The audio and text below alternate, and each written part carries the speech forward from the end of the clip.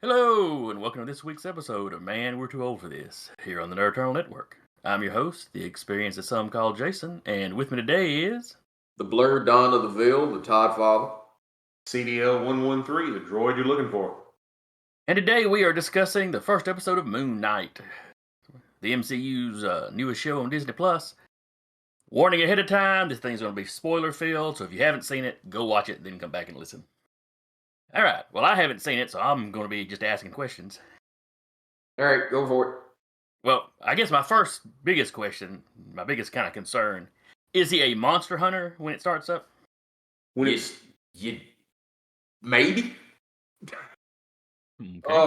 When it starts up, he's just a humble employee at a museum, and you're dealing with his Steven persona, who basically doesn't know about anything else. He's an expert in Egyptology. Yeah, but and he works at a museum, but it's not as like a tour guide or anything like that. He works in the gift shop. But he's real quick to point out things that are wrong with the exhibits and stuff like that. Yeah, because one of the things he's griping about, you got a poster and it shows the seven gods. The Enid. It shows the Enid, and there's supposed to be 9 of them. There's only 7 of them on the poster. And he's quick to point that out, and his boss is like, "You're not a tour guide. I need you to put these out and run these in, scan these into the system." You're doing inventory tonight. That kind of thing. When it starts out, they show you almost immediately that he changed himself to his bed. He keeps sand around his bed to find out if he's trying to sleepwalk. Yeah. Puts tape on the inside of his door, has all the locks locked. That way, if did I get up and walk out? Did I go somewhere? Because by the second day of Steven's life, you see that he will wake up in odd places. Yeah. And in one of the things, he has this, what he thinks is a nightmare, because when he wakes up, he's laying there and he's got his leg chained, and it was just it was a dream, and he's lost 2 or 3 days. Yeah, he's lost 2. You end up finding out that he blacked out he went to sleep on Thursday and basically woke up Sunday evening, because when you eventually find out, when he's blacking out, he's leaving the country and all kinds of shit. Yeah, one of his other personas is taking over. But the thing is, you don't know that. You don't know what the hell's going on, truthfully, till the end of the episode. Yeah. Unless you've seen the trailers. Or read the books. But as far as what they give you in the story, it's literally the journey of a man that's going insane. Yeah. Every piece of that is basically, this cat is, he nuts. He losing time, he's having interreactions with people, and they're referencing things that he did that he doesn't remember. Yeah, because a good example is he's at the desk where you buy the souvenirs in the museum, and this real pretty lady comes up and she goes, "So are we still on for our date?" And he goes, "Our date? Yeah, Sunday." "Oh, no, it's Friday. Friday. At the restaurant. He promised her a steak. And you had his boss go, "What the hell's a vegan gonna get at a steak shop? A steak restaurant." And he's kind of like, "I don't know, salad, bread, what?" But the trick is, Steven does not remember asking. He's cool with going out with the girl because she's pretty. He does not remember asking that girl out. It's just one of those kind of things where it's she's cute, I'm going to go along with this. Yeah. But you can tell he ain't the one. You can tell he does not remember asking that child nowhere. No. And in one of the scenes, when you see it, when he wakes up, he's exhausted. And he's like, "But I slept all night. I shouldn't be exhausted." He mentions that Steven is always talking to always leaving voicemail messages to his mother. And he tells his mom that it's like, "Yeah, I had another kind of restless night. I don't know what it is. I slept all night, but I'm tired and sore. So, like I said, when you meet Steven, you know something's going on. You really ain't got no clue what the hell's going on. Mm-hmm. So, odd question, and probably unimportant to the overall series. But if he's losing days, how is he keeping his job at the museum? They don't explain that. They don't explain that, and his boss does jump on him about he's always late. He's kind of undependable. Okay. Yeah, because one of the things is she said, I told you to do this 2 days ago, and he was supposed to have scanned in a bunch of items for the gift shop. But you get the impression, like how he didn't realize he had made a date with the one chick. That was probably on the day that happened, and he's lost those days. Because later on in the first episode, he wakes up on the ground and he's in agony. And when you, the watcher, see him, he has bruises and a cut lip and scratches on his face. I mean, he looks he's actually having when he first gets up, it almost like he had a stroke because he's palsied on that one side. His jaw is popped out of place. Yeah, and he's having to like move his jaw around, and you hear it click, click, click. And then when he looks around and he looks up, there's 2 guys leaning out of a broken window, and they got machine guns, and then they start shooting at him, and he takes off running. And but where the series where he works is in London, because Steven has a British accent and stuff. But when he wakes up in that field, it looks like he's in Holland or some shit, because everything is very Dutch, and he's definitely not in the same country that he kind of went to sleep in. Because when you see him, he's basically doing things trying to stay awake. He's in bed, he's reading books, he's chained to the bed, all this kind of stuff, and then he comes to in a field. And when he comes to, he's like I said, he's getting shot at, so he takes off. Well, he ends up there. You can see a town or village, a little ways off. Well, he ends up in there. And every time he turns the corner, there's more of these guys with the machine guns. And he's wearing a hoodie under a jacket. Well, he pulls the hood up over his head and kind of blends in with the crowd. Well, all the crowd are heading toward the center of town. And that's where you meet the bad guy. Yeah, Ethan Hawke is the first person you see in the show. And when he wakes up, he takes a drink of water, makes the glass ring. He puts the glass in a piece of cloth, smashes it with his cane, and then sprinkles the glass into his shoes and starts walking. Yeah, and then puts his feet in the shoes and starts walking. And you're like, the heck is wrong with this crazy? You're like, what? Sound like a crazy cult leader, eh? Yeah, and so which is exactly what he is. Yeah, and so when Ethan Hawke shows up in the center of town where all these people are going, everybody's trying to touch the hem of his garment, kind of like Jesus walking through town. Yeah, and you have this one lady who's like, "I need to know," and he basically takes. He does a dude first. You have a guy. He asks who among them is worthy.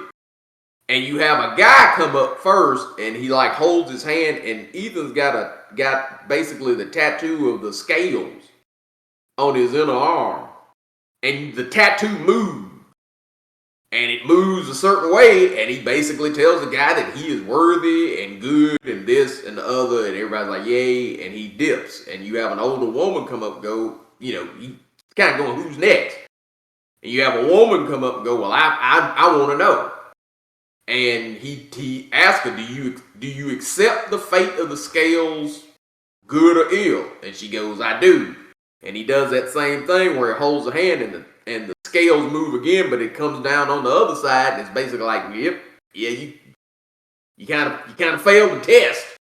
And she drops dead. Well, she goes, that can't be right. I've been a good person, and I forget which god it is they worship, but it's basically like she knows your heart, and she knows what you have done, and she knows what you will do. And it basically, she don't just drop dead. It's like something sucks the life out of her ass, because when you see that body, she's grayish and she's sunk in and all kinds of crap. It wasn't just, and then she had an aneurysm and fell out dead. No, it's something kind of sucky. Horrific and supernatural. Yeah, it's blatantly supernatural. And then, Ethan Hawke, he says something to the crowd, and they all drop to it. The trick was you had one of the goons come up to him. Yeah. And say, we've lost him. And Ethan tells the goon, he's like, is he still here? And he said, yeah, I believe so. And then Ethan says something in Egyptian, and the crowd all drop to their knees, and it leaves Stephen kind of standing there. Kind of like, the crowd understood it, he didn't. So it revealed him. And you find out that he's got a golden scarab. And that's what Ethan wants. He wants that scarab, and hell, he's like, hell, you can have it. And you have a voice start talking to Stephen, basically don't give it to him. And he's kind of like, oh, hell no, these folk crazy. And he's trying to give it to him like his hand. He loses control of his hand. His hand like snatches into a fist, and either like, give it to me or I'll kill you. And he's basically, I'm trying to give it to you. My hand, I don't know, I'm trying to give it to you. And like he manages to pry his fingers open. And when he goes to hand it to him, his arm like snatches out of the way. Ethan is steadily threatening him about giving him the scarab. Stephen is freaking the fuck out because he's basically lost control of his own body. And he tells was it 4 or 5 of them? Yeah, 4 or 5 of them, they was like, get him. They go to drag him off, and then Stephen has a blackout, and when he comes to, the guys that were carrying him are all dead and laying on the ground. And he's cut the hand that's holding the scarab is covered in blood, and he's got blood on his jacket. And they're like, basically he tells the whole crowd surrounding, well, he takes off and makes it to a ice cream or truck. Not an ice cream, a cupcake truck. Yeah. And gets in it and is driving off. And then the next thing you know, here's, guys in SUVs chasing him. And one of the guys jumps from the roof of the SUV to the back of the truck and gets in. And he blacks out. And when he comes to, he's got a gun in his hand, and the dude that was in there is dead in the back. He's also driving backwards by then too. No, he's still driving. Yeah, that is right. That is right. And you got a big log truck up ahead, and when they try and mess with him, he loses time again. And the next thing you see is he's driving backwards down this hill, and he's got one or two SUVs still after him. And there's no window. There's no window, and he just throws the gun at him. And Khonshu goes, "Did this fool just throw the pistol away?" Because by this point, Khonshu is talking to him. This voice is in his head. Oh no, it's the idiot again. That's how Khonshu refers to. Well, if you're a comic book reader, it's Khonshu. If you're just a casual viewer, he's hearing voices. And the voice does not take kindly to him. He's like, surrender the body. I don't care. Surrender the body. Look, surrender the body. I will kill you both. Surrender the body. And, it's like he'll black out and do something. When he comes back, sometimes you hear Khonshu going, oh no, it's the idiot again. Yeah. And Stephen is just not only kind of just a normal Mo, he's kind of meek. And yeah, the bad guy's like he had the gun in his hand, like he chucks the gun. He chucks the gun at the folks, and you and Khonshu go, did this idiot just throw the pistol away? Yeah, it's special. And then he blacks out again, and when he wakes up, he's laying in bed with his leg chained. He's like, oh, it was just a dream. Yeah, just a nightmare. And, you sit, but you as the viewer see his face, he's got a few more bruises, on. And that's when he realizes his one flippered fish now has 2 flippers. Because he had a goldfish that it was like Nemo. It only had one fin. And yeah, when he sees his goldfish, the goldfish has got 2 fins. Roy's got 2 fins. So he takes that to the pet store where he got the fish and was like, does this happen? Does this grow back? And she's like, no. There's no more fish in here like that. My God, just go buy Nemo, that kind of thing. And she's very dismissive of him, but she talks about when she talked to him yesterday. And he's still kind of like, the fuck? And he looks up at the clock and goes, oh my God, is it that time? Yes. Well, that can't be right. Okay, so your fish is wrong, the clock's wrong, everything's wrong with you. It was like, but I just woke up. I've got a date tonight. And he goes and runs and gets dressed and all this kind of stuff. And he goes to the steak place to meet the girl. And he's waiting and waiting and waiting, and she doesn't show up. So he calls her. And when he calls her, she's like, "You got a lot of nerve calling me." "Well, I'm here, we're gonna eat steak." I did eat steak by myself 2 days ago. What? It's Sunday. It was like, what are you talking about? Yeah, we had a date Friday. We were supposed to have a date Friday. And she was like, and Steve was like, "It is Friday." "Really?" "Yeah, it still comes after Thursday, doesn't it?" "Yes, it does. Unfortunately, today is Sunday."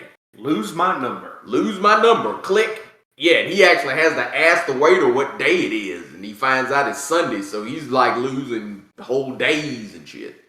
But he goes home, starts kind of digging around in his apartment, ends up finding a phone and a key. And a key. It's where this woman named Layla has called him over and over again. He calls her. She's like, "Oh, Mark, thank God. Where have you been? You're doing this. And what's with that?"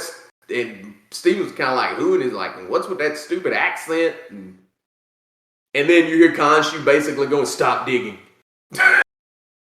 So you have kind of a whole nightmare scene kind of thing where, it's like he's hearing shit, he's seeing stuff in the shadows, he goes out in the hallway, he's having like visions of basically Khonshu coming down the hallway at him. Hides in the elevator, and one of the people in the building is like, "Oh." He's like, "I lost the contact." Yeah. And she's like, "Oh, yeah, well, that's nice. I'm getting out of the floor where my friend is expecting me." And she's and then, he turns around and Khonshu is there, horned head right in front of him, and he screams, and when he screams, he comes to on a bus. And everybody's kind of looking at him like, "What the hell is this cat scream? What the hell's wrong with this dude?" And he's looking out the window, and when he looks out the window, he sees Khonshu standing in the middle of the street. Over on the middle of the sidewalk. But as the bus goes by, it disappears.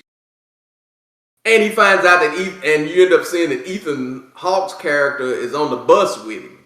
And he sees him, and that's when he realizes, "Oh shit, this ain't a dream." He tells the security guard, "Hey, don't let nobody in here." He's like, "It's a museum. Really can't do that." "Well, just don't let anybody sketch you. It's a museum. I can't do that, and it's free." But you end up finding out that security guard was part of Ethan Hawke's cult. Ethan Hawke's cult. You find out that several of the people that were in the museum at the time were part of that cult. They all have a tattoo. They all have the tattoo scale of the scale wrist. Yeah. And the episode basically starts wrapping up where he has to do his inventory. He's there by himself. You hear Ethan Hawke's voice basically going, "Give us a scare, or and I won't tear you. I won't let it tear you apart." And there's some kind of monster in there. Yeah, it's skittering through the shadows. You hear it, but you don't see it at first. And it's very dog-like. I was asking Danny on camera, I don't know if that was a werewolf, or if that was something that was kind of like Anubis, but it's... To me, it had a jackal kind of... Yeah, it may be something more like Anubis, but the neat thing was, anybody that's OG Moon Knight fan knows he started off as a villain in Werewolf by Night. So if you remember, I was talking like, man, I'm going to be super jazzed if they have a fucking werewolf in there. And they kind of give you a shout out to that, because it's, no matter what it is, it's very, very werewolf-like. That's easy. Yeah. The cool thing is, as it's chasing him through the museum, he's, just barely, Steven is just barely staying one step ahead of it, and he gets to the bathroom, and he slams the door shut and locks it, and there's mirrors up and down both sides of the bathroom, and he's walking, he's talking to us, "Oh, man, what am I going to do?" And the voice starts talking to him. And it's him. It's him. But without the accent. as he's walking up and down, the reflection stops and turns and starts talking to him, and he doesn't notice it at first, and then he realizes, wait, and he goes, "You've got to give me control. I won't let us die. I can protect us." And about this time, the door gets kicked open, and the critter comes in, and then as you see this blankness for a second, and then his eyes turn red too, because he basically agrees to let Mark out, and where his eyes kind of roll up in his head sometimes when he would black out, you see that, but it has kind of a little reddish glow to him too. Yeah. And you see that thing come in, and then you hear the outside, you hear all hell breaking loose. And then you see the critter trying to crawl and pull itself out of the dead-come room, and all of a sudden it gets snatched it back in, and you see these rows of fingernail scratches on the ground, like, let me. And then when you see, he's Moon Knight in there and basically is pounding the living shit out of that thing, and kills it, and he gets up and walks toward the camera and it goes off. So yeah, you don't see him as Moon Knight until like the last 10 seconds. Yeah. Well, that's acceptable for a first episode. Yeah. The thing that I got cracked up about was, the critter comes in like it's gonna rip him a new one, and he pounced on him. Yeah. As you see that change happening, the damn thing dives on him. Yeah. And you hear all this ruckus where it's like, well, hell, that damn thing's in there tearing him limb from limb. And then all of a sudden you hear it yelp. Well, you see the sink. Yeah, the sink flying out and hits the wall. And then you see the creature come out, and it's like trying to get away from something, and something snatches his ass back in the room. Yeah. And that's when they pan into the room is when you see Moon Knight on top of it pounding the shit out of it. Yeah. But for me, that scene as it's outside the thing, here comes the sink, and you hear that like a dog yelping, and then it's like it's trying to dive out, and it's trying to pull itself out, and then it gets pulled back, and the fingernail scratch. I'm like, oh, that's messed up. It goes from being the predator to the victim. Yep. I do like how Moon Knight looks in this, because it's the traditional costume, but he's kind of mummy wrapped. Yeah. I noticed that in the trailers. Yeah. Yeah, when Steven gives over to Mark, you start to see a little bit of the wrapping come around him, and then the thing comes running in and pounces, and you don't see the full transformation. But when you do see the rest of it, you're like, oh my damn. Yeah. And if you watch the ending credits, you get to see a little bit more of what those wrappings look like. But yeah, they kind of mummy wrap him, which is kind of neat. Well, I know at some point he's in the Mr. Knight outfit too. Yeah, he'll eventually do that. Well, the trick is I'm wondering how they're gonna show more than just that one personality. Yeah, I'm wondering if the different versions of Moon Knight are all different personalities. I'm guessing you're probably gonna get different personalities based on the phases of the moon. That would probably be my guess, because I remember, I don't know if he's still like that or not, but back in the day, Moon Knight's strength used to be based kind of on the phases of the moon. Yeah, he was at his strongest at the full moon, because, werewolf fighter.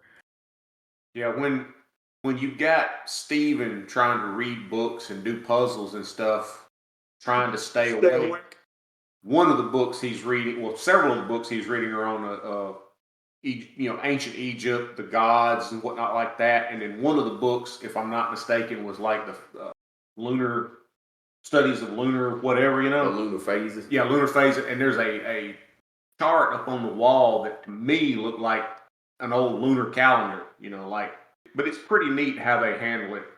His reactions to waking up in these horrifying situations is also amusing.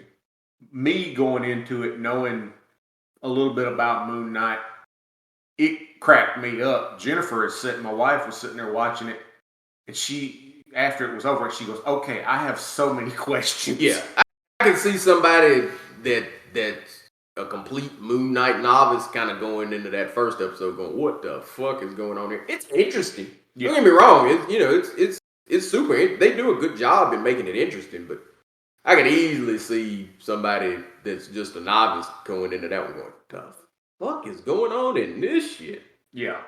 There is definitely an insanity factor, for lack of a better hell yeah. way of putting it.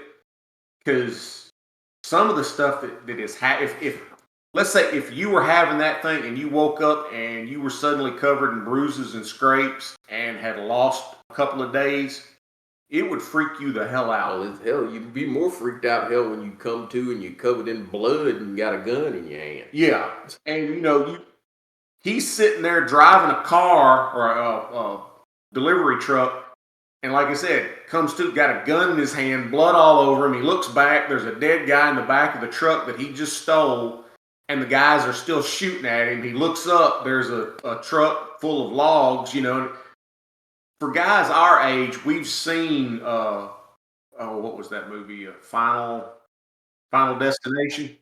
Oh, yeah. You know what's going to happen with a truck full of logs. It's either going to come flying back at you, or it's going to mess up. Well, the trick is, he's on a mountain road when it's happening anyway, so it ain't like you got a whole lot of swerving distance either. Cause on that right hand side is a cliff. Yeah.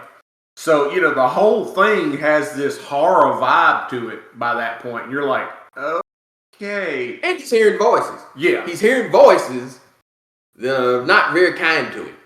Yeah. Oh, God, it's the idiot. Other than Khonshu, though, everybody, well, I guess Mark's the only other one you really encountered, but other than Khonshu, are the rest of them kind of protective of him? You don't know. The only voice is Mark. Yeah, you've heard and seen Khonshu, and Mark you don't hear until he's in that bathroom and Mark's talking to him through his reflection, where he's basically going, I can save us. You don't have to die. Just basically let me out.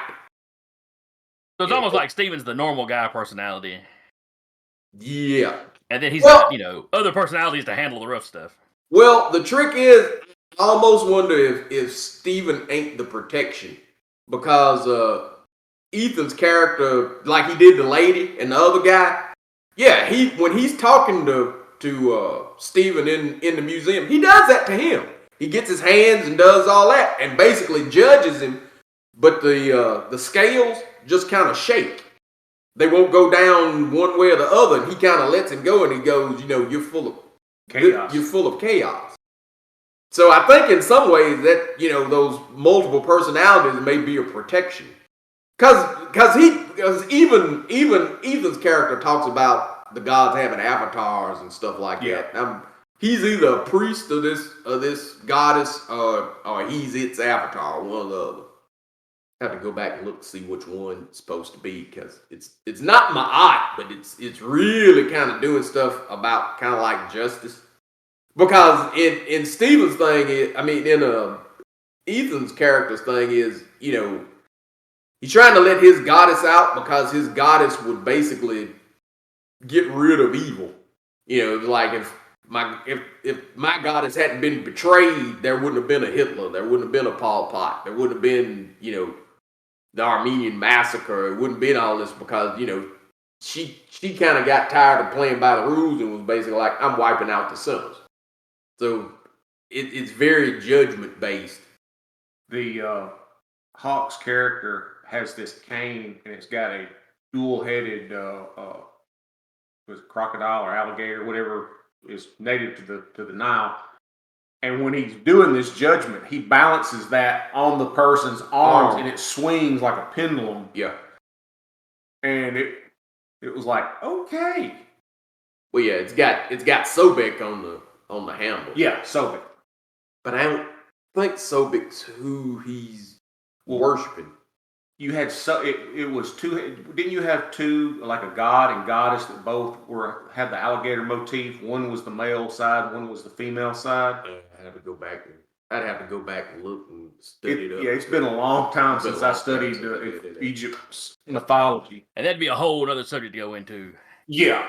So, in wrapping up, though, it sounds like both of you would recommend this to folk.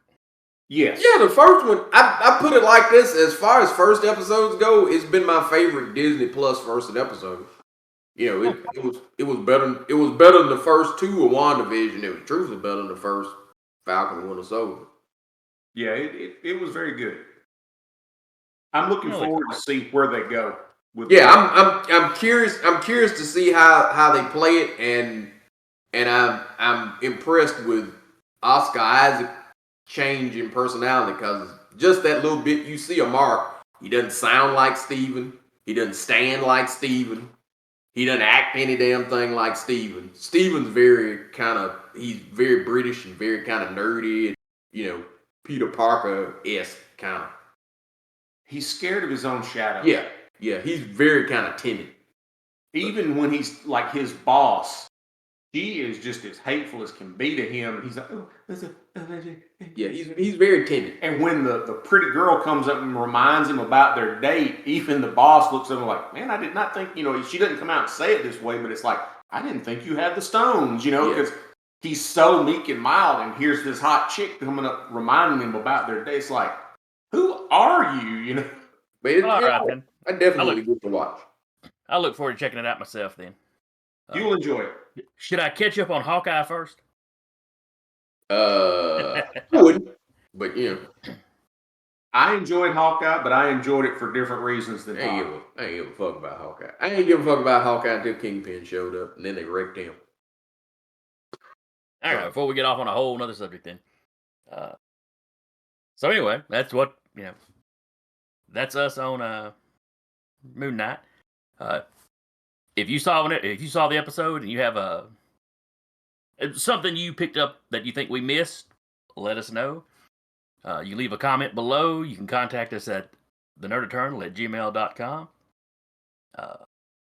Otherwise, we'll see y'all next week.